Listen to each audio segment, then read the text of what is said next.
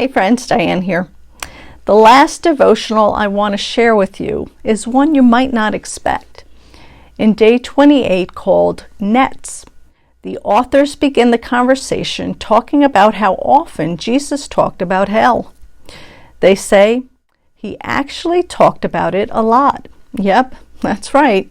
Jesus, thought by some to be just a nice guy who spoke of pleasant things, talked about hell, which according to him specifically includes unquenchable fire, Mark 9:43, outer darkness, Matthew 8:12, fear and torment, Matthew 10:28, anguish and grief, Matthew 25:29-30, and unspeakable regret, Luke 16:19-31.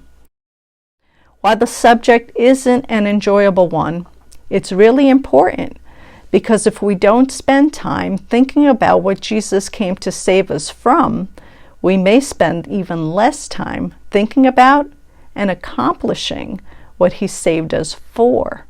You see, we are not just saved and then are to wait until heaven to truly live. We are saved from sin, self, and death so that we can live for God, displaying his character more and more here as we humbly grow in his love and grace. And why? So we can be nets to gather others to God too.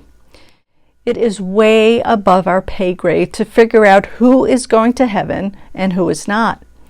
Ours is just to gratefully, faithfully, and joyfully obey God as we love him with all we've got and love our neighbor as we love ourselves.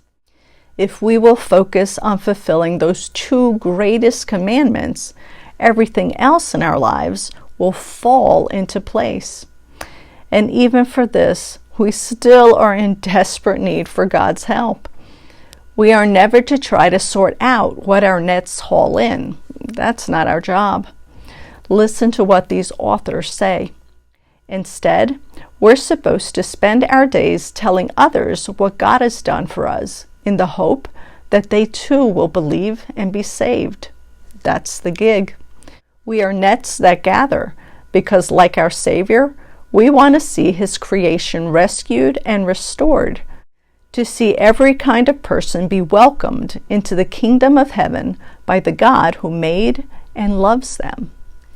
Working with God to snatch some out of the eternal fire. What an honor and privilege. We'll wrap up this incredible series tomorrow. See you then.